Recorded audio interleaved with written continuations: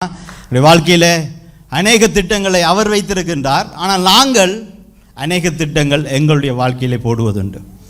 எங்களுடைய வாழ்க்கையை குறித்து திட்டங்கள் போடுகிறோமா? திட்டத்தை போட்டுவிட்டு நாங்கள் என்ன செய்கிறோம்? அதை கட்டுப்படுத்த, அதை கண்ட்ரோல் பண்ண பார்க்குறோம் இல்லையா?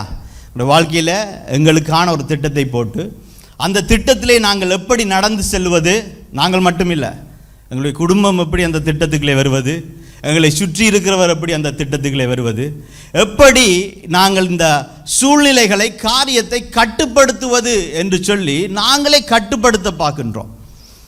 எங்களுடைய சில காரியங்கள் எங்களுடைய கட்டுப்படுத்துகின்ற ஆற்றலுக்குள்ளே அடங்கி இருக்கின்றது. சில காரியங்களை எங்களாலே கட்டுப்படுத்தி அந்த திட்டத்தின்படி எங்களாலே நிகழ்த்தக்கூடியதாக இருக்கின்றது. ஆனாலும் அநேக நேரங்களிலே எங்களினாலே கட்டுப்படுத்த முடியாத காரியங்கள், முடியாத சூழ்நிலைகள், எங்களையும் தாண்டி பெரிதான காரியங்கள் எங்களுடைய வாழ்க்கையிலே வருகிறது இல்லையா? எப்படி மோசே அங்கே இஸ்ரவேல் ஜனத்தை கொண்டு போகும் பொழுது செங்கடல் முன்பாக நின்றதோ, அது மோசையினாலே கட்டுப்படுத்த முடியாத ஒரு காரியமாக இருந்தது. எரிகோ கோட்டை மோசையினாலே கட்டுப்படுத்த முடியாத ஒரு காரியமாக இருந்தது. பாருங்க, அப்படிப்பட்ட சூழல்களிலே நாங்கள் என்ன செய்வது? இப்போ ஒரு வேலைக்கு போகிறோம், நாங்கள் வேலையில் ஒரு காரியம் எங்களினாலே கட்டுப்படுத்த முடியவில்லை, ஒரு சூழ்நிலை இல்லாவிட்டால் ஒரு காரியம் எங்களையும் தாண்டி பெரியது என்று சொன்னால் என்ன செய்வோம்? அடுத்ததாக அதை கட்டுப்படுத்தக்கூடிய, அந்த காரியத்தை செய்து முடிக்கக்கூடிய மேபி ஒரு சூப்பர்வைசர்கிட்ட போவோம். நாங்கள் சூப்பர்வைசர் என்று சொன்னால் மேனேஜர்கிட்ட போவோம் இல்லையா? அந்த காரியத்தை ஏன் நான் இதை சொல்கிறேன்டா, வாழ்க்கையில் ஒரு சிம்பிள் பிரின்சிபல் என்னென்னு சொன்னால், எங்களுடைய வாழ்க்கையில் எங்களினாலே கட்டுப்படுத்த முடியாத காரியங்களை, எங்களினாலே செய்து முடிக்க முடியாத காரியங்கள் வரும் பொழுது, சூழல்கள் வரும் பொழுது, நாங்கள் பேச வேண்டியது யாரோட என்று சொன்னால், எல்லாவற்றையும் கட்டுப்படுத்துகின்ற, எல்லா காரியங்களையும் செய்து முடிக்கக்கூடிய வல்லமை உள்ள தேவனோடு நாங்கள் பேச வேண்டியவர்களாக இருக்கின்றோம். அதான் பிலிப்பியர் 4 அதிகாரத்தில் 6வது வசனம் சொல்லுகிறது, நீங்கள் ஒன்றுக்கும் கவலைப்படாமல். என்னது? எத்தனை பேர் இன்றைய நாளை கவலையோடு வந்திருக்கிறீங்க? வேதம் சொல்லுகிறது, நீங்கள் ஒன்றுக்கும் கவலைப்படாமல் எல்லாவற்றையும் குறித்து உங்கள் விண்ணப்பங்களை சோஸ்திரத்தோட கூடிய ஜெபத்தினாலும் வேண்டுதலினாலும் தேவனுக்கு தெரியப்படுத்துங்கள். தேவனோடு பேசுங்கள். தேவனோடு பேசுவது என்னது? ஜெபமாக இருக்கிறது. ஸோ நாங்கள் இன்றைய நாளில் நாங்கள் பார்க்க போகிற காரியம் ஜெபத்தின் வல்லமை. அப்போ எங்களினாலே கட்டுப்படுத்த முடியாத சூழ்நிலைகளில் மட்டும்தான் நான் தேவனோடு பேச வேண்டும். என்னாலே முடியாத காரியங்கள் மட்டும்தான் நான் தேவனோடு பேச வேண்டும் இல்லை. ஏனென்றால் வேதம் என்ன சொல்கிறது? பிலிப்பியர் 4 அதிகாரத்தில் 6வது, ஒன்றுக்கும் கவலைப்படாமல் எல்லாவற்றையும் குறித்து, உங்களுடைய வாழ்க்கையில் எல்லாவற்றையும். ஏன்னா ஒரு காரியத்தை கட்டுப்படுத்துகிறோம் என்று சொன்னால், அதை கட்டுப்படுத்த பார்க்கும் பொழுது, ஒரு காரியத்தை செய்ய பார்க்கும் பொழுது எங்களுடைய பலம் விரியமாகின்றது. நாங்கள் கவலைப்படுகின்றோம், கலங்குகின்றோம், அச்சப்படுகின்றோம். இது நடக்குமா நடக்காதா? இந்த காரியம் நான் திட்டம் போட்டபடி நடந்து முடியுமா என்று சொல்லி அநேக கவலைகளுக்குள்ளே, அநேக கலக்கத்துக்குள்ளே நாங்கள் கடந்து செல்கின்றோம். பாருங்க, நீங்கள் ஒரு பெரிய நல்ல அட்மினிஸ்ட்ரேட்டராக இருக்கலாம், நல்ல காரிய சித்தியோடு எல்லாவற்றையும் நேர்த்தியாக செய்யக்கூடிய ஒரு நபராக இருக்கலாம், இல்லாவிட்டால் மிக சிறந்த ஒரு தலைவராக இருக்கலாம், உங்களுக்கென்ற ஒரு கட்டுப்படுத்துகின்ற ஆற்றல் உடையவர்களாக இருக்கலாம். ஆனாலும் கூட அதையும் அந்த கட்டுப்படுத்துகிற அந்த காரியங்களை செய்யும் பொழுது எங்களுடைய பலம், எங்களுடைய கலக்கம், எங்களுடைய வேதனைகள் வந்துதான் ஆகின்றது. அதனால தான் இங்கே பவுல் எழுதுகின்றார். பவுல் யாரு? பவுல் மிக சிறந்த ஒரு தலைவர், அநேக சபைகளை ஸ்தாபித்தவர், அநேக போராட்டங்களுக்குள்ளே இடுக்கண்களிலே கடந்து சென்றவர். சவுக்கடி, தடியடி, கடற்சேதம், கப்பற்சேதம், ஆற்றினாலே வந்த சேதம், மனுஷரினாலே வந்த மோசம் என்று சொல்லி அநேக நாசங்களுக்குள்ளே கடந்து சென்ற அந்த மனுஷன் சொல்லுகின்றார், ஒன்றையும் குறித்து கவலைப்படாமல். அப்ப அவருடைய வாழ்க்கையில அவர் கற்றுக்கொண்ட ஒரு பிரின்சிபல் என்ன காரியம் வந்தாலும் நான் அதை கட்டுப்படுத்த, அதை குறித்து இதை நான் செய்து முடிக்கிறதுக்கு முன்பாக நான் என்ன செய்வேன்? கவலைப்படாமல் எல்லாவற்றையும் குறித்து, அது சிறிய காரியமாக இருக்கலாம், பெரிய காரியமாக இருக்கலாம், எங்களால் கட்டுப்படுத்தக்கூடிய காரியமாக இருக்கலாம், எங்களுடைய கட்டுப்படுத்த முடியாத காரியமாக இருக்கலாம், எல்லாவற்றையும் குறித்து எங்களுடைய விண்ணப்பங்களை சோஸ்திரத்தோட கூடிய ஜெபத்தினாலும் வேண்டுதலினாலும் தேவனுக்கு தெரியப்படுத்துங்கள் என்று அவர் சொல்லுகின்றார். அப்பொழுது என்ன நடக்குமாம்? எல்லா புத்திக்கும் மேலான தேவ சமாதானம் உங்கள் இருதயங்களை, உங்களால் வாசிங்க பாப்போம் 7வது வசனத்தை மீண்டுமாக. தேவ சமாதானம்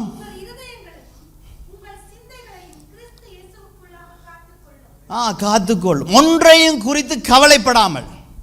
நாங்கள் செய்கிற முதலாவது தவறு என்ன தெரியுமா? நாங்கள் தேவனிடத்திலே பேசுவதற்கு பதிலாக, நாங்கள் ஜெபத்திலே செல்வதற்கு பதிலாக நாங்கள் கவலைப்படுகின்றோம். எங்களுடைய வாழ்க்கையிலே சூழ்நிலைகள் வரும் பொழுது, அது சின்ன காரியமாகட்டும் பெரிய காரியமாகட்டும், நாங்கள் செய்கிற காரியம் கவலைப்படுதல். அதனால தான் பவுல் சொல்லுகிறார், ஒன்றையும் குறித்து கவலைப்படாதீங்க, ஜெபியுங்கள் என்று சொல்லுகின்றார். அதனால் எத்தனை பேர் நாங்கள் கவலையோடு வந்திருக்கிறோம்? எங்களுடைய குடும்பத்தை குறித்து கவலை, எங்களுடைய பிள்ளைகளை குறித்து கவலை, எங்களுடைய தொழிலை குறித்து கவலை, வேலையை குறித்து கவலை, உடல்நலத்தை குறித்து கவலை என்று அநேக கவலைகளோடு இந்த இடத்துல வந்திருக்கலாம். ஆனால் வேத வார்த்தை சொல்லுகிறது, ஒன்றுக்கும் கவலைப்படாமல் அதை ஜெபத்திலே ஆண்டவருக்கு தெரியப்படுத்துங்கள். ஏன்? ஆண்டவர் எங்களை விசாரிக்கிறவராயிருக்கின்றார். 1 பேதுரு 5ஆம் அதிகாரத்தில் 7வது வசனம் சொல்லுகிறது, அவர் உங்களை விசாரிக்கிறவரானபடினாலே உங்கள் கவலைகள் எல்லாம் அவர் மீது வைத்து விடுங்கள். இருமனமுள்ளவன் தன் வழிகள் எல்லாவற்றிலும் நிலையாய் நிற்க மாட்டான் என்று அங்கே யாக்கோபிலே சொல்லப்பட்டிருக்கின்றது. அப்போ 2 மனம் இருக்கக்கூடாது. ஒரு காரியம் எங்களுக்கு வருகிறது என்று சொன்னால், ஒரு சூழ்நிலை வருகிறது என்று சொன்னால், அதில் கவலைப்படுவது எங்களுடைய மனமாக இருக்கவே கூடாது. மாறாக என்ன செய்யணும்? தேவனிடத்திலே விசுவாசத்தோடு ஜெபிக்கிறவர்களாக இருக்கணும். ஏனென்றால் நாங்கள் ஜெபிக்கிற ஜெபத்துக்கு வல்லமை உண்டு. நாங்கள் ஜெபிக்கிற தேவனுக்கு வல்லமை உண்டு. அவர் செங்கடலை பிளந்தவர், அவர் எரிகோ மதிலை தகர்த்து எறிந்த தேவனாய் இருக்கின்றார். அங்கே சிங்கத்தின் கெபியிலே அங்கே தானியேல் மாட்டிக்கொண்ட பொழுது சிங்கத்தின் வாயை அடைத்தார். தானியேல் ஜெபித்தான், அங்கே சிங்கத்தின் வாய் அடைக்கப்பட்டது. யோனா ஒரு மீனின் திமிங்கலத்தின் வயிற்றுக்குள்ளே இருந்து ஜெபிக்கின்றான். அவன் ஜெபித்த போது, தேவனோடு பேசிய போது, அவன் வெட்டான் தரையிலே அவன் கக்கிவிடப்பட்டான். பாருங்க, அப்ப ஆண்டவர் உங்களுடைய ஜெபத்துக்கு வல்லமை கொடுக்கிற தேவனாய் இருக்கின்றார். நாங்கள் ஜெபத்திலே ஒரு வல்லமை உண்டு. அதான் எரேமியா 33வது அதிகாரத்தில் 3வது வசனத்தை ஒரு ஆள் வாசிங்க. என்னை நோக்கி கூப்பிடு, அப்பொழுது நான் உனக்கு உத்தரவு கொடுத்து நீ அறியாததும் உனக்கு எட்டாததுமான பெரிய காரியங்களை உனக்கு அறிவிப்பேன். இதனாலும் எங்களுக்கு அறியாத, எங்களுக்கு எட்டாத பெரிய காரியங்கள் இந்த உலகத்திலே உண்டு. அதை எங்களுடைய பலத்தினாலே, எங்களுடைய ஞானத்தினாலே, எங்களுடைய அறிவினாலே முட்டி மோதி களைப்படைந்து பாரப்பட்டு சுமக்காதவர்களாக நாங்கள் ஆண்டவரிடத்திலே அவரை நோக்கி கூப்பிடும் பொழுது அவர் எங்களுக்கு உத்தரவு கொடுத்து அவைகள் எல்லாவற்றையும் தெரியப்படுத்துகிற தேவனாக இருக்கிறார். அப்ப ஜெபத்தினுடைய வல்லமையில முதலாவது வல்லமை என்னென்று சொன்னால், ஜெபம் தேவ வல்லமையை எங்களுக்கு தருகிறதா இருக்கின்றது.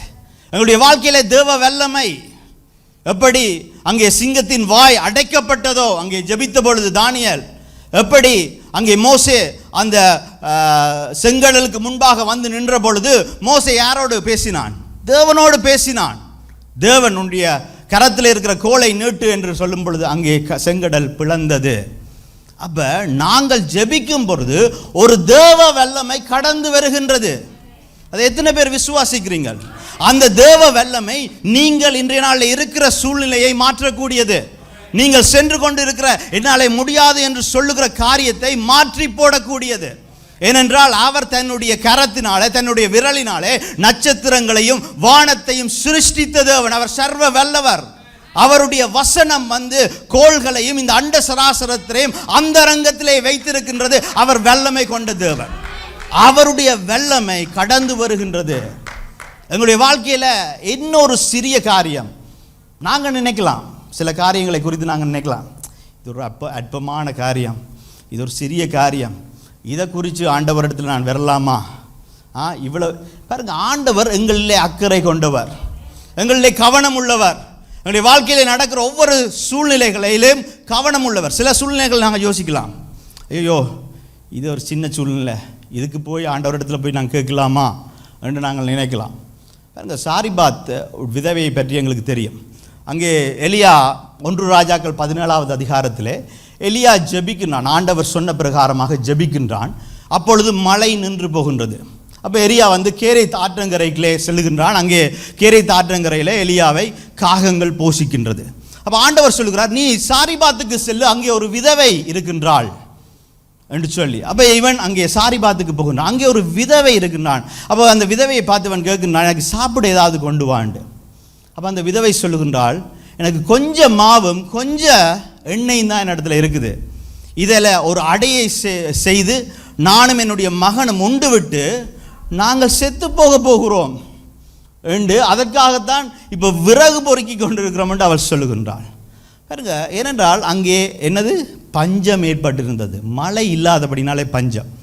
யாக்கோபு 5ஆம் அதிகாரத்தில் நீங்கள் போய் வீட்டில் போய் பார்த்தீங்கன்னு சொன்னால் அங்கே சொல்லப்படுகின்றது 3.5 வருடங்கள் அங்கே மழை இல்லாமல் இருந்ததாம். அப்போ இந்த 3.5 வருடங்களில் ஒரு 6 மாதம் கேரித் ஆற்றங்கரையில் எலியா எவ்வளவு நாள் இருந்தானோ தெரியாது. 6 மாதம் என்று வைப்பமேன், சரி பரவாயில்ல, 1 வருஷம் என்றே வைப்பமேன். அப்போ மீதி என்ன, 2.5 வருடங்கள் அவள் போஷிக்க வேண்டும். அவளிடத்தில் இருக்கிறதையோ அன்றைய தினத்திலே அன்றைய வேலைக்கு சாப்பிட்டு என்ன மரிக்கக்கூடிய ஒரு உணவு தான் இருக்கின்றது.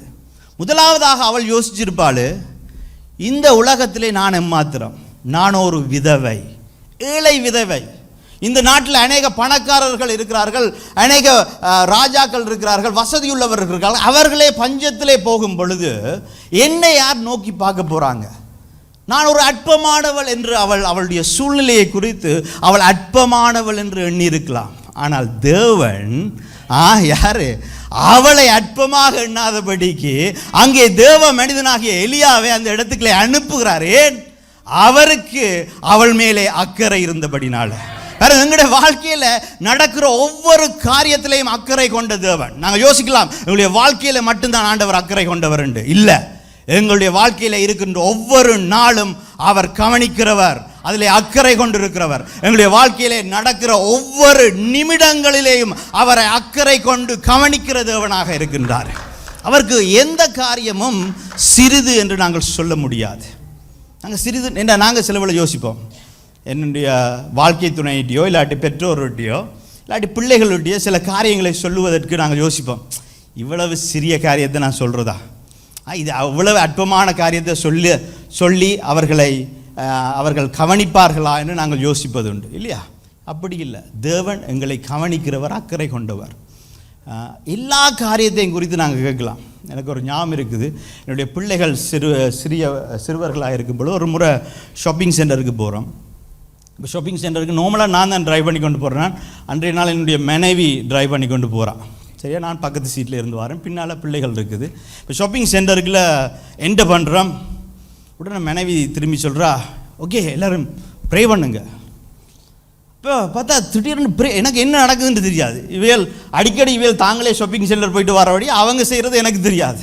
இப்போ ப்ரேயர் நடக்குது, வெள்ளமையாக நடக்குது, அக்னிமயமாக நடக்குது. என்ன ப்ரேயர்ன்னு பார்த்தா, அம்மாவுக்கு ஒரு கார்பாக் கிடைக்க வேணும்னு சொல்லி எல்லாருமா சேர்ந்து ப்ரே பண்ணுறாங்க. பாருங்க, ஏன் நான் இதை சொல்கிறேன்னு சொன்னால், ஒரு சிறிய காரியமாக இருந்தாலும் கூட என்னுடைய வாழ்க்கையிலே அக்கறை கொண்ட தேவன் எனக்கு சரியான ஒரு கார்பாக்க உண்டு பண்ணுவார் என்று சொல்லி ஜெபிக்கிறோம். பாருங்க, ஏனென்று அவர் அப்படிப்பட்டவர். சாரிபாத் அவள் எதிர்பார்க்கவில்லை. தன்னுடைய வாழ்க்கையில அற்பமாய் தன்னை நினைத்தால் அவள் ஒரு விதவை. என்னை யார் பார்ப்பாங்க, நோக்கி பார்ப்பாங்க என்று பார்க்கும் பொழுது அங்கே தேவன் அவளை நோக்கி பார்த்தார். அது அவளுக்கு ஒரு பெரிய காரியமாக இருந்தது. எது? இந்த பஞ்ச காலத்தில் இருந்து மீளுவது அவளுக்கு ஒரு பெரிய காரியம். அவள் தன்னை அற்பமாக, தன்னுடைய சூழ்நிலையை அற்பமாக நினைத்தாலும் கூட அவள் செல்லுகிற அந்த காரியம் பெரிதான காரியம், அவளினாலே முடியாத காரியம். ஏன்? அங்கே செல்வந்தர்களாக ராஜாக்களாக வாழ்ந்தவர்கள் கூட அந்த காரியத்தை செய்து முடிக்க முடியாது. ஏன்? கிட்டத்தட்ட 3.5 வருடம் பஞ்சம். அதில் கேரித் ஆற்றங்கரையில் எலியா வாழ்ந்த நாட்களை கழித்து பண்ணோம்னா மிச்ச நாட்களில் அனுதினமும் அவளை யாராவது போஷிக்க வேண்டும். இப்போ அவள் நினைச்சாள், இவ்வளவு பெரிய காரியத்தை யார் செய்ய போகிறார்கள் என்று. அப்போ எலியா சொல்லுகிறான், கர்த்தர் மீண்டும் மழையை கொண்டு வர மட்டுக்கும் உன்னுடைய பானையில் இருக்கிற மா தீர்ந்து போகிறதும் இல்லை, உன்னுடைய கலசத்தில் இருக்கிற எண்ணெய் குறைந்து போவதும் இல்லை. இதை இஸ்ரவேலின் தேவனாகிய கர்த்தர் சொல்லுகிறார் என்று சொன்னார். ஏனென்றால் எங்களுடைய கர்த்தரினாலே முடியாத காரியம் ஒன்றும் இல்லை. எவ்வளவு பெரிய காரியம் என்றாலும் அவர் செய்யக்கூடிய தேவ வல்லமையை உள்ளவர். எங்களுடைய ஜெபத்திலே நாங்கள் ஜெபிக்கும் பொழுது, அவரோடு பேசும் பொழுது, ஜெபம் என்பது அவரோடு பேசுவது, எங்களுடைய சூழ்நிலைகளை குறித்து, அது என்ன சிறிய காரியமோ என்ன பெரிய காரியமோ ஆண்டவரிடத்தில் கொண்டு போங்க. சிறிய காரியத்தை கொண்டு போய்க்கலாம் ஆண்டவரிடத்தில் நீங்கள் நச்சு கொண்டு போங்க. என்னுடைய சிறிய காரியங்கள், என்னுடைய அற்பமான காரியங்களையும் கவனித்து அக்கறை கொள்ளுகிற தேவன் அவர் என்று சொல்லி, அவர் பெரிய காரியத்தை கொண்டு போய் வைக்கல, நினைவில் கொண்டு போய் இந்த அண்ட சராசரத்தையும் ஆளுகை செய்கிற சர்வ வல்லவர் இதை எனக்கு செய்து முடிப்பார் என்ற அந்த நிச்சயத்தோடு விசுவாசத்தோடு அவரிடத்தில் செல்லுங்கள். ஜெபம் தேவ வல்லமையை தரும். ஜெபம் எங்களுக்கு நிச்சயமாக விடுதலையை தரும். அதனால தான் சங்கீதம் 34வது அதிகாரத்தில் 6வது வசனம் வாசிப்போமா? சங்கீதம் 34:6. இந்த ஏழை கூப்பிட்டான், கர்த்தர் கேட்டு, இந்த ஏழை கூப்பிட்டான், கர்த்தர் கேட்டு அவனை அவன் இடுக்கண்களுக்கெல்லாம் நீக்கலாக்கி ரட்சித்தார். இந்த ஏழை கூப்பிட்டான், இந்த ஏழை ஜெபித்தான். அப்பொழுது ஒரு தேவ வல்லமை வந்து இந்த ஏழையாகிய தாவீதை ரட்சித்தது. தாவீது ஏழையா இல்லை. பலத்திலே பார்க்கும் பொழுது, அறிவிலே பார்க்கும் பொழுது, ஞானத்திலே பார்க்கும் பொழுது நாங்கள் தேவனை விட ஏழையாகத்தான் இருக்கின்றோம். ஆனாலும் நாங்கள் ஜெபிக்கும் பொழுது ஆண்டவர் அவருடைய வல்லமையை அனுப்பி எங்களை ரட்சிக்கிற தேவனாக இருக்கிறார். எப்படி அங்கே தானியேலை ரட்சித்தாரோ, எப்படி ஜோனாவை ரட்சித்தாரோ, அப்போஸ்தலர் 12ஆம் அதிகாரத்தில் நாங்கள் பார்க்கிறோம், பேதுருவுக்காக சபையே என்ன செய்கின்றது? ஜெபம் பண்ணுகின்றது. அப்பொழுது என்ன நடக்கிறது? ஆண்டவர் அந்த ஜெபத்தை கேட்டார், அவருடைய தேவ வல்லமையை அனுப்பி அங்கே பேதுருவை விடுவித்தார். அப்போஸ்தலர் 14வது அதிகாரத்தில் நாங்கள் பார்க்கின்றோம், பவுலையும் சீலாவையும் சிறைச்சாலையில் அடைக்கப்பட்டு கட்டுண்டவர்களாய் அவர்கள் இருந்தார்கள். அங்கே 25வது வசனத்தில் வேதம் சொல்லுகிறது, பவுல் நடுராத்திரியிலே பவுலும் சீலாவும் ஜெபித்து ஆண்டவரை துதித்து பாடினார்கள். அப்பொழுது சிறைச்சாலையினுடைய அஸ்திவாரம் அதிரும்படிக்காக ஒரு பூமி அதிர்ச்சி ஏற்பட்டு கதவுகள் திறந்து கட்டுக்கள் அவிழ்ந்து விழுந்தது. ஏன்? நாங்கள் ஜெபிக்கும் பொழுது ஒரு வல்லமை கடந்து வரும், எங்களுடைய கட்டுக்களை கட்டவிழ்க்கும், எங்களுடைய சிறைச்சாலையின் கதவுகளை அது திறக்கும். அப்ப ஜெபிக்க வேண்டும். நாங்கள் என்ன? எப்பொழுதும் ஜெபிக்கிறவர்களாக நாங்கள் இருக்க வேண்டும்.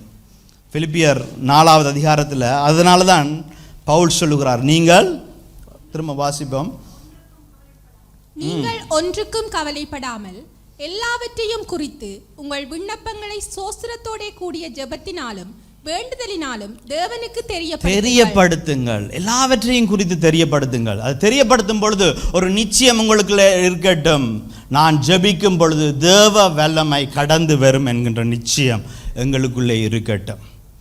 ஒரு ட்ரிப் போகிறீங்க இல்லையா, ஒரு பயணம் நாங்கள் ஆரம்பிக்கும் பொழுது எப்போ நீங்கள் ஃபியூல் போடுவீங்க? இப்போ இங்கேருந்து மெல்பர்ன் போகிறோம், சரிதா வந்து அடிக்கடி மெல்பர்ன் போகிறவ, சரிதாட்டு கேட்போம், சரிதா நீங்கள் மெல்பர்ன் போகும்பொழுது எப்போ காருக்கு எரிபொருள் போடுவீங்க? ட்ரிப் முடியக்கில் போடுவீங்களா, இல்லாட்டி ட்ரிப் ஆரம்பத்தில் போடுவீங்களா?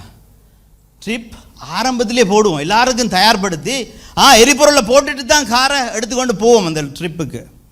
அதே போல் ஜெபம் என்பது நாங்கள் கடைசியிலே செய்கிற காரியம் இல்லை, ஆரம்பத்திலே செய்கிற காரியம். நாங்கள் ஆரம்பத்திலே செய்யும் பொழுது அந்த எரிபொருள் தேவனிடத்திலே இருந்து எங்களுக்கு கடந்து வருகின்றது.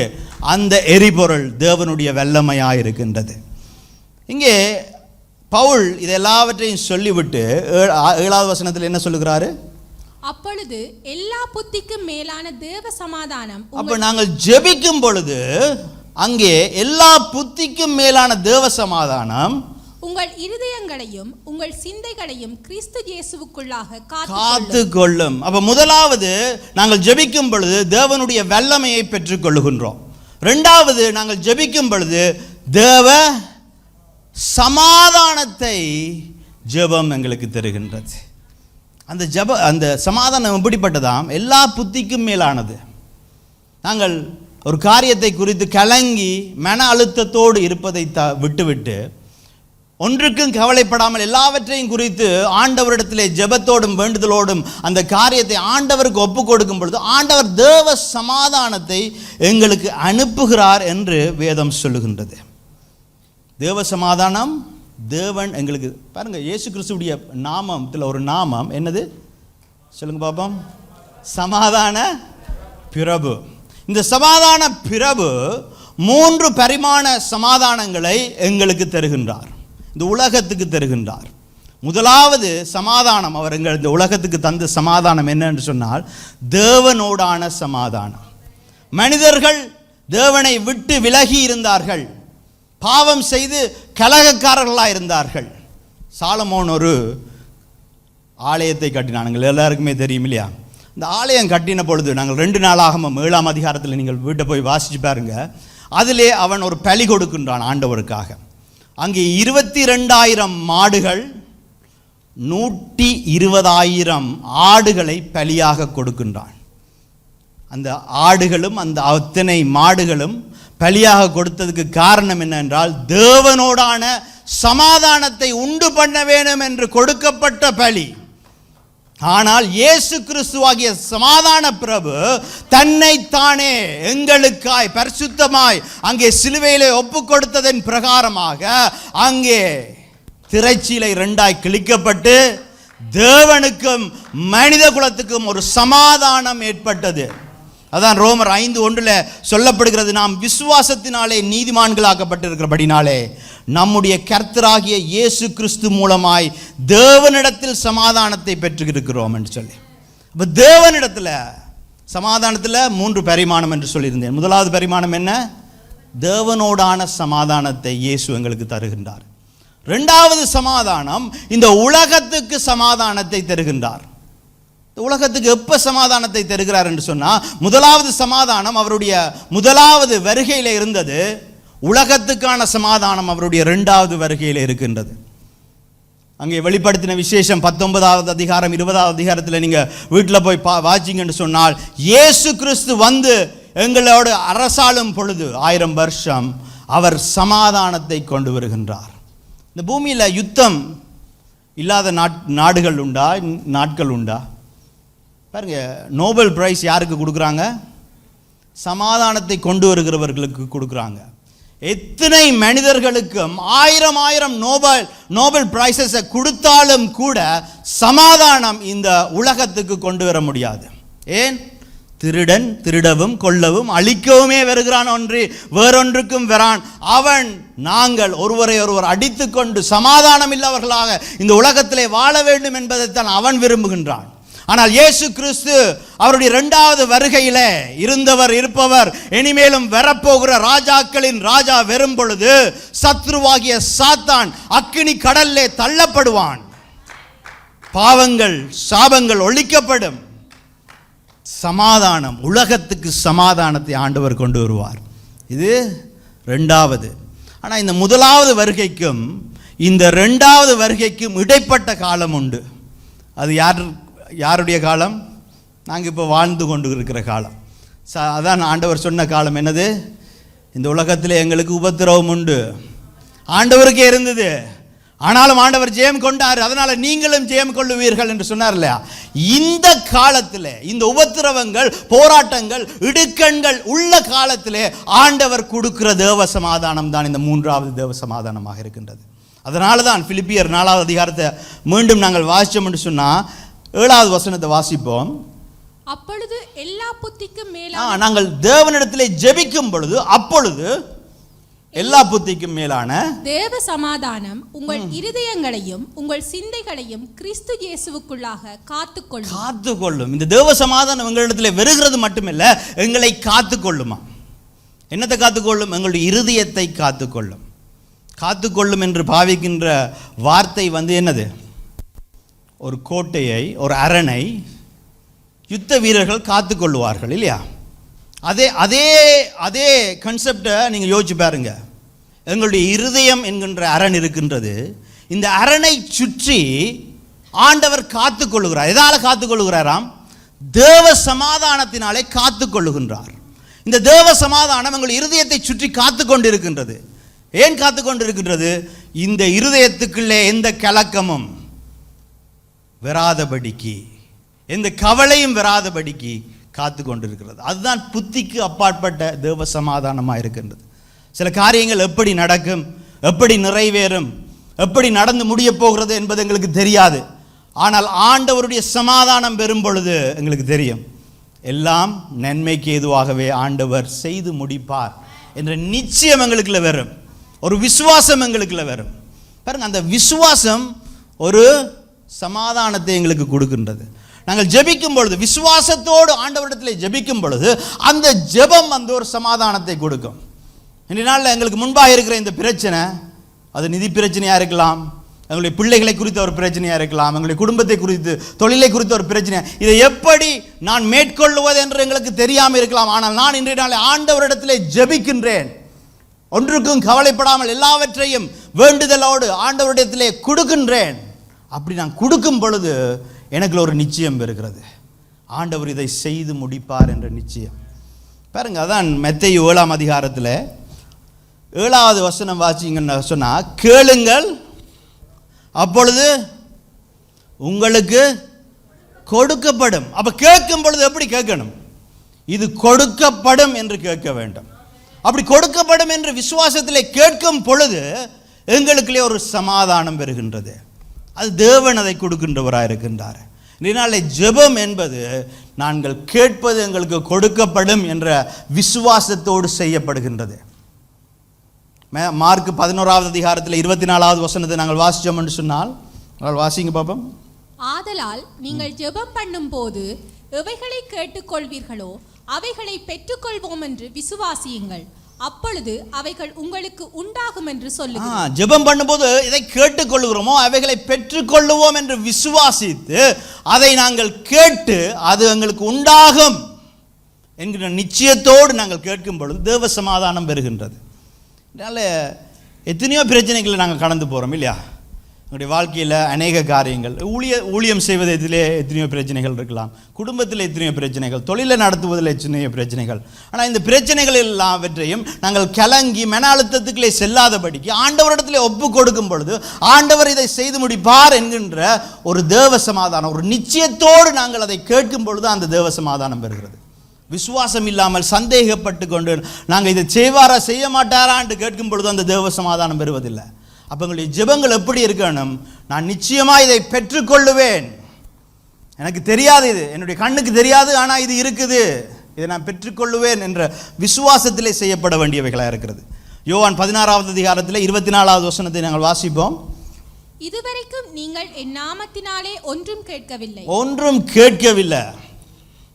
உங்களோட பிரச்சனையில், உங்களோட போராட்டத்தில் ஆண்டவரிடத்தில் நீங்கள் கேட்கவில்லை, மாறாக கவலைப்பட்டு மன அழுத்தத்துக்குள்ள பாரம் சுமந்து இந்த இடத்துல வந்திருக்கிறீங்க.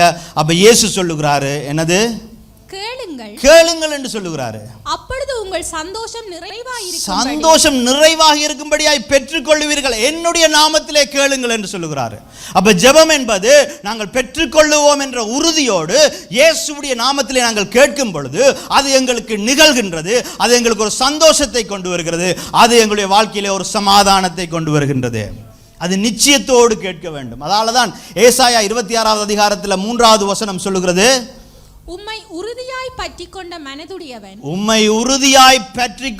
மனதுடையவன், உம்மையே நம்பி. இந்த எத்தனை பேர் இந்த இடத்துல ஆண்டவரையே நம்பி வந்திருக்கிறீங்க?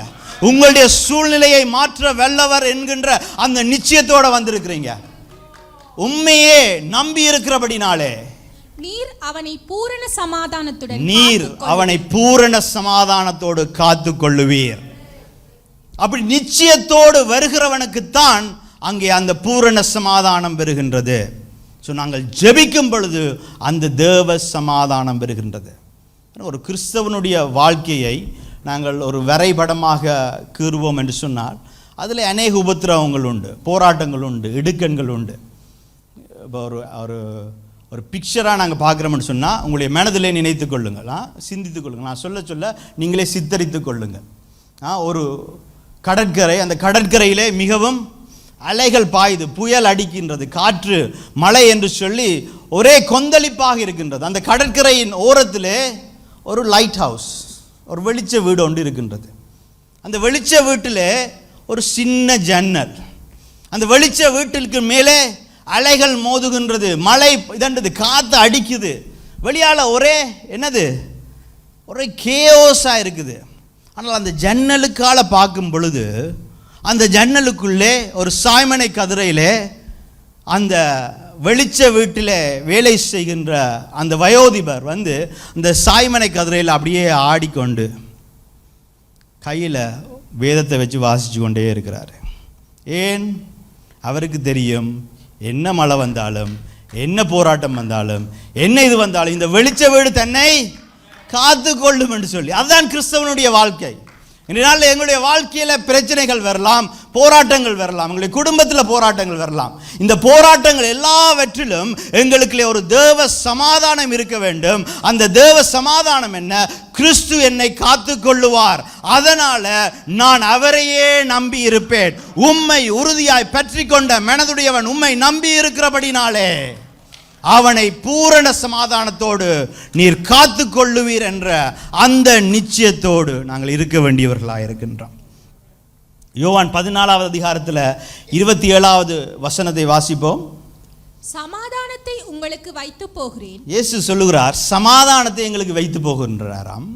என்னுடைய சமாதானத்தையே உங்களுக்கு கொடுக்கிறேன். அவருடைய சமாதானத்தையே எங்களுக்கு கொடுக்கின்றாராம். உலகம் கொடுக்கிற பிரகாரம் நான் உங்களுக்கு கொடுக்கிறதில்லை. உலகம் கொடுக்கிற பிரகாரம் உங்களுக்கு கொடுக்கிறதில்லை. பாருங்க, நீங்கள் ஒரு பிரச்சனையை வந்து சொல்கிறீங்க, பாஸ்டர் இப்படி ஒரு பிரச்சனை என் வீட்டில் நடக்குது, என் பிஸ்னஸில் நடக்குதுன்னு சொல்கிறீங்க. நான் என்ன சொல்லுவேன்? நான் இப்படியா ஆறுதல் சொல்லி 2 ஆறுதல் சொல்லுவேன். நீங்கள் என்ன சொல்வீங்க?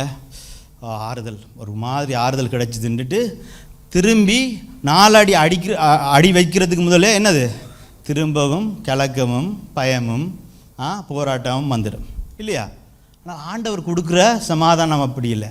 இந்த உலகம் கொடுக்கிற பிரகாரமாக நான் உங்களுக்கு கொடுக்கிறதில்லை. ஏனென்றால் அவர் கொடுக்கின்ற சமாதானம் எல்லா புத்திக்கும் மேலானது.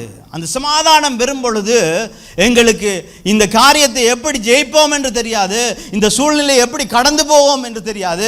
ஆனால் சந்தோஷமும் சமாதானமும் எங்களுடைய இருதயத்தில் இருக்கும். ஒரு கடலுடைய மேலே பார்த்தோம்னு சொன்னால் அலைகள் எல்லாம் அலைகள் வந்து கொண்டே இருக்குமே. என்ன கடலுடைய அந்த சர்ஃபஸை பார்த்தீங்கன்னா எப்போவுமே அதிர்வுகள் அலைகள் இருக்கும். ஆனால் அதே கடலுக்குள்ள நீங்கள் ஆழமாக போனீங்கன்ற சொன்னால் என்ன இருக்கும்? அமைதி இருக்கும், சமாதானம் இருக்கும். அதே போல தான் நாங்கள் எவ்வளவு கிறிஸ்துவுக்குள்ளே நாங்கள் ஆழமாக போகின்றோமோ, அவருடைய அன்பிலே ஆழமாக போகின்றோமோ, அவரோடான உறவிலே நாங்கள் ஆழமாக போகின்றோமோ, அவருடைய பிரசன்னத்திலே அவரோடான ஜெபத்திலே நாங்கள் ஆழமாக போக போக போக அந்த புத்திக்கு அப்பாற்பட்ட தேவ சமாதானம் எங்களை தாங்குகிறதா இருக்கின்றது. அப்போ ஜெபம் முதலாவதாக தேவ வல்லமையை தரும் என்று நாங்கள் பார்த்தோம்.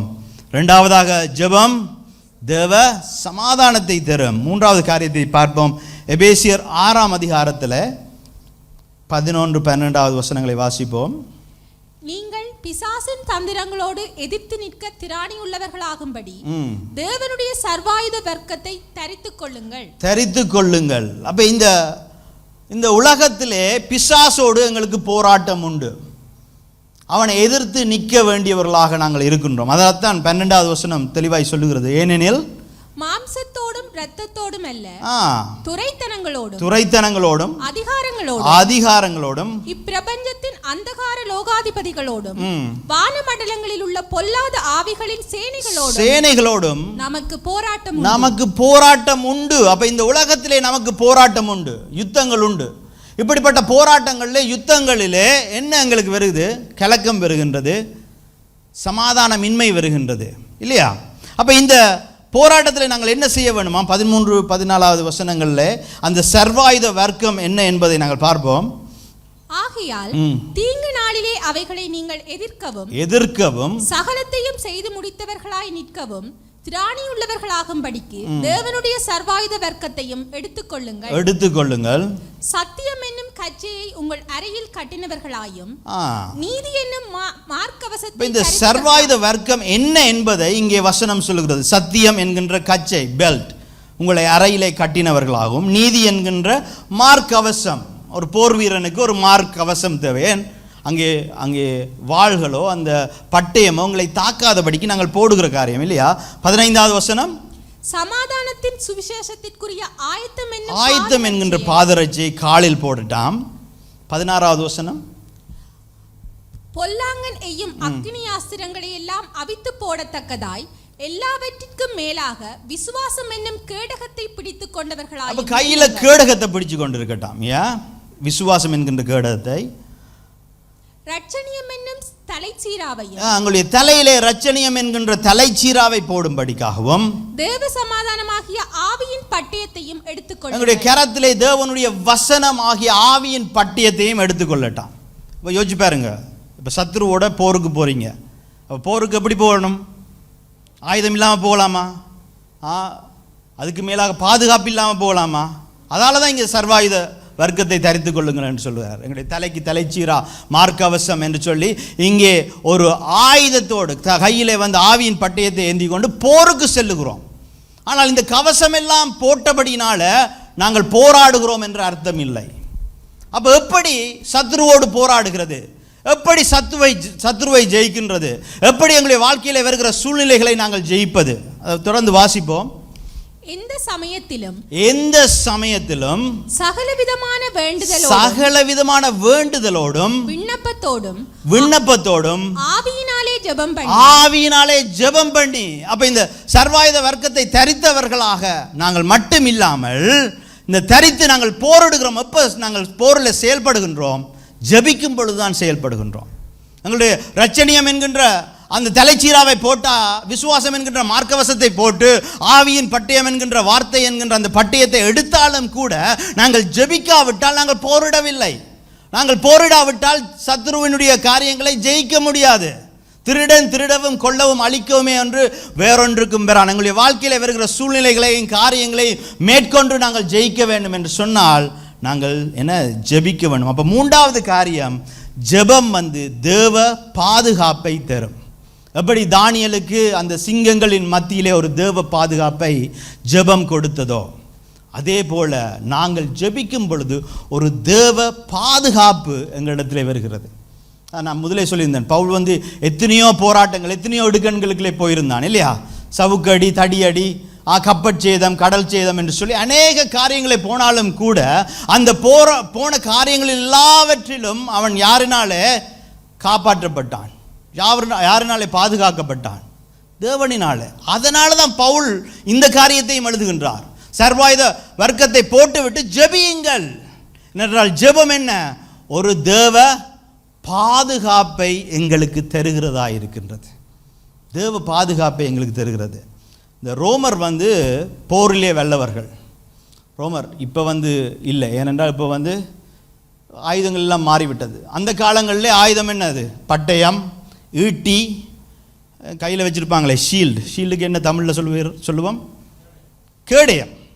ஸோ இந்த கேடயங்களை கொண்டு தான் அவர்கள் அங்கே போரிடுவது உண்டு. அந்த அவர்கள் போரிடுகிற யுக்திகளிலே ஒன்று டெஸ்டுடோ என்கின்றது ஆமை யுக்தி என்று அவர்கள் சொல்லுகிறார்கள். ஒரு ஆமை எப்படி இருக்கும்? ஆமை தன்னை பாதுகாக்கிறது என்று சொன்னால் என்ன செய்திடும்? உள்ளுக்குள்ளே போயிடும் இல்லையா? உள்ளுக்குள்ளே போனால் எவ்வளோ அடித்தாலும் ஆமைக்கு நோவாது. ஏன்? ஆமையினுடைய அந்த கோது அதை காத்து கொள்கிறது. அதே போல் இந்த ரோமர்கள் என்ன சொல்வார்களாம், இந்த கவசத்தை, இந்த கேடயத்தை வைத்துக்கொண்டு, இப்போ ஒருவர் கேடயத்தை வைத்துட்டா இன்னொரு ஆள் பின்னால் குத்த முடியும், சைட்டில் குத்த முடியும். அப்போ இவர்கள் என்ன செய்வார்களாம், இந்த கேடயங்களை அவர்கள் அணிவகுப்பார்களாம். எப்படி அணிவகுப்பார்கள்னா, சைட்டில் இங்கால பின்னாலையும் அணிவகுப்பார்கள். அப்போ அவர்களை சுற்றி கேடயம். அப்போ அவர்கள் எப்பெல்லாம் பாதுகாப்பு வேணுமோ அப்போ இந்த கேடயத்துக்குள்ளே இருப்பார்கள். எப்பெல்லாம் அவர்களுடைய எதிரிகளை அட்டாக் பண்ணணுமோ அப்போ கேடயத்தை சற்று விலக்கிவிட்டு அதால் ஈட்டினாலே குத்துவார்கள். இந்த போர் யுக்தியை பயன்படுத்தி தான் அநேக நாடுகளை அங்கே ரோமர் வென்றார்கள். ஏனென்றால் ஒருவனுக்கு பாதுகாப்பு எங்கே முக்கியம்? ஒரு போர் புரியும் பொழுது எங்களுக்கு முன்பாக இருக்கிற காரியங்கள் எங்களுக்கு தெளிவாக தெரியும். ஆனால் பின்னாலே யாராவது குத்திட்டா இல்லையா? போர் விமானங்களில் பறக்கும் பொழுது அந்த போர் விமானிகள் அவர்கள் முன்னால் பார்க்க முடியும், சைடில் பார்க்க முடியும். அப்போ எங்கேயாவது ஒரு எதிரி வருகிறான்னு சொன்னால் அவங்க அந்த இதில் சொல்லுவாங்க 2 o'clock enemy வருதுண்டா. 2 o'clock என்னது, இது 12 o'clock, இது 2 o'clock இந்த இடத்துலேருந்து enemy வாரான், எதிரி வாரான்னு சொல்லி. அப்போ பக்கத்து பைலட் சொல்லுவாங்களாம், I've got you 6 o'clock. அப்படின்னா என்ன அர்த்தம்? உன்னுடைய என்ன, இப்போ ஒருவனுடைய 6 o'clock எது, இது 12 6. ஒரு விமானிக்கு பின்னால் திரும்பி பார்க்க முடியுமா? இல்லை. அப்போ இன்னொருவர் தான் அதை பாதுகாக்கிறதாக இருக்கிறது. நான் ஏன் இதை சொல்கிறேன்னு சொன்னால், ஆண்டவர் தான் எங்களுடைய 6 o'clock பாதுகாக்கிறவராக இருக்கிறார். ஆங்கிலத்தில் சொல்லுவாங்க தெரியுமா, ஐ காட் யூ பேக்குன்னு சொல்லுவாங்க இல்லையா? உன்னுடைய பின்புறத்தை நான் பாதுகாக்கிறேன் என்று. எங்களுக்கு தெரியாது சில காரியங்கள், இல்லை சில போராட்டங்கள் எங்களுக்கு முன்பாக வருகிறபடினால நாங்கள் பார்க்கின்றோம். ஆனால் எங்களுக்கு தெரியாத காரியங்கள், அதை யார் பாதுகாக்கிறது? என்னுடைய மனைவி எப்போல்லாம் வெளியில் போனாலோ, நான் பிள்ளைகளை ஸ்கூலுக்கு ட்ராப் பண்ண போவேன், விடிய கோல் வரும், என்னண்டா ப்ரே பண்ணாமல் ட்ராப் பண்ண வேண்டாம் பிள்ளைகளேன்ட்டு. இப்போ எப்போ எல்லாம் நாங்கள் ஸ்கூலில் ட்ராப் பண்ணுறோமோ பிள்ளைகளை ஜெபிச்சு தான். ஏன், நாங்கள் பெற்றோர்களாக இருக்கலாம், ஆனால் பிள்ளைகளோடு 24 மணி நேரம் இருக்க முடியுமோ? முடியாது. அப்போ அவர்களை அந்த இடத்துல அவர்களுடைய முதுகலை யார் காத்து கொள்ளுகிறது? எங்களுடைய ஜெபம் தான் காத்து கொள்ளுகிறதா இருக்கின்றது. அப்போ ஜெபிக்கும் பொழுது அதான் சங்கீதம் 121 அதிகாரத்தில் 8வது வசனத்தை வாசிங்க. கர்த்தர் உன் போக்கையும் உன் வரத்தையும் இது முதற்கொண்டு, உன் போக்கையும் உன் வரத்தையும் இது முதற்கொண்டு என்றைக்கும் காப்பார் என்று வேதம் சொல்லுகிறது. எங்களுக்கு எதிராக எழும்புகிற எல்லா ஆயுதத்தையும் நிர்மூலமாக்குற தேவன் அவர். இதனால் எங்களுக்கு தெரிந்த காரியங்களை குறித்து தான் நாங்கள் அஞ்சுகின்றோம். எங்களுக்கு தெரியாமல் எத்தனை பிரச்சனைகள் வருகின்றது, எங்களுக்கு தெரியாமல் எத்தனை போராட்டங்கள் எங்களுக்கு பின்பாக வருகிறது, எத்தனை அழிவுகள் வருகின்றது. இதில் எல்லாம் எங்களை காக்கிறது என்ன? ஜெபம் தான் எங்களை காக்கிறதாக இருக்கின்றது. அதனால தான் நாங்கள் ஜெபிக்க வேண்டும். இந்த வருஷம் நாங்கள் பார்த்தோம், விசுவாச கோட்பாடுகளை பார்த்தோம், தேவனிடத்திலே காத்திருக்க வேண்டும் என்பதை பார்த்தோம். இதனாலே நாங்கள் பார்க்கிற காரியங்கள், நாங்கள் ஜெபிக்கிறவர்களாய், இன்னும் ஜெபிக்கிறவர்களாய் நாங்கள் மாற வேண்டும். என்றால் ஜெபம் தேவ வல்லமையை எங்களுக்கு கொண்டு வருகிறது, ஜெபம் தேவனுடைய சமாதானத்தை எங்களுக்கு கொண்டு வருகிறது, ஜெபம் தேவனுடைய பாதுகாப்பை எங்களுக்கு கொண்டு வருகிறதா இருக்கின்றது. யோசுவா 1வது அதிகாரத்தில் 5வது வசனம் சொல்லுகிறது, நீ உயிரோடு இருக்கும் நாளெல்லாம் ஒருவனும் உனக்கு முன்பாக எதிர்த்து நிற்பதில்லை. நான் மோசேயோடே இருந்தது போல உன்னோடும் இருப்பேன். நான் உன்னை விட்டு விலகுவதும் இல்லை, உன்னை கைவிடுவதும் இல்லை. ஏன் யோசுவாவுக்கு ஆண்டவர் இதை சொல்லுகிறாரு? யோசிச்சு பாருங்க பாப்போம். மோசே முகமுகமாய் ஆண்டவரோடு கூடாரத்தில் போய் பேசினார் இல்லையா? இப்போ கூடாரத்தை விட்டு வரும்பொழுது அங்கே யார் இருந்தார்? நூனின் குமாரனாகிய யோசுவா ஒரு ஜெபிக்கின்றவன், தேவனுடைய பிரசன்னத்தை வாஞ்சிக்கின்றவன்.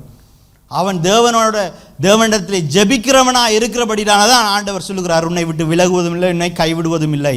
நீ உயிரோடு இருக்கும் நாளெல்லாம் ஒருவனும் உனக்கு முன்பாக எதிர்த்து நிற்பதில்லை. இன்றைய நாளில் எங்களை, எங்களுடைய குடும்பத்தை, எங்களுக்கு தேவன் கொடுத்த ஆசீர்வாதங்களை சுற்றி அவர் வேலி அடைத்து காத்து கொள்ளுகிறவராக இருக்கின்றார் நாங்கள் ஜெபிக்கும் பொழுது. அப்போ ஜெபம் எங்களுக்கு முக்கியமாக இருக்கின்றது.